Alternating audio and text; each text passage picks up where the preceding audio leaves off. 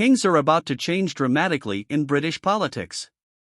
At least that's how it felt in Liverpool, where the opposition Labour Party held its annual conference this week.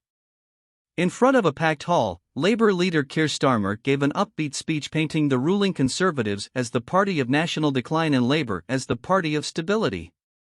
Starmer's speech, which was glitter-bombed early by a protester, may have been light on detail, but its intent was best summed up with dig at the Conservative government, turn our back on never-ending Tory decline with a decade of national renewal. Unlike the governing Conservative Party's meeting, which took place in Manchester last week, the speeches and events in Liverpool this week have been packed with excited members, lobbyists and reporters. While waiting for a keynote speech, one of many which saw lines of people snake around the venue, a party member told CNN, "It's like the Magaluf Strip, but filled with policy nerds." That comparison to one of Europe's best-known party destinations might be a bit of an overstatement for what is essentially 4 days of too many people crammed into small rooms talking about thrilling subjects like taxation and infrastructure. But there is something in the air. A buoyant mood. These conferences are usually stressful slogs where attendees dash from one event to another trying to see all of the raw politics on display, particularly the warring party factions holding pointed fringe events attacking one another, or actually engaging in open conflict in front of delegates. Then there's the after-hours private parties, where the real gossip spills into the small hours of the morning. This year's conference season is particularly stressful as it is likely the last before the next general election, which typically would make the events busier and the rhetoric wilder.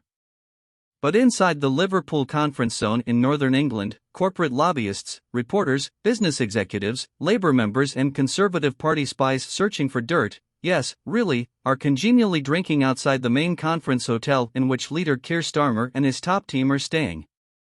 Those mingling are largely in agreement that, barring some major disaster, Labour is the next party of government. This is a long way of saying that this unusual level of certainty and unity means that the mood among the Labour faithful is buoyant. And why wouldn't it be? The party is, as things stand, the clear favourite to win the next general election after 13 years in opposition.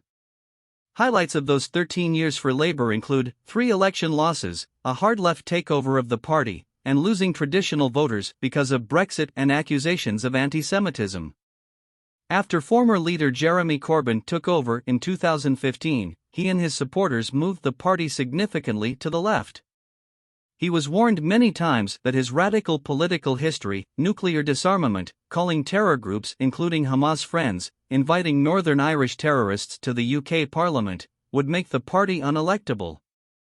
He consequently lost 2 general elections as Labour leader. The party was bitterly divided after the election loss of 2019, which forced Corbyn's resignation.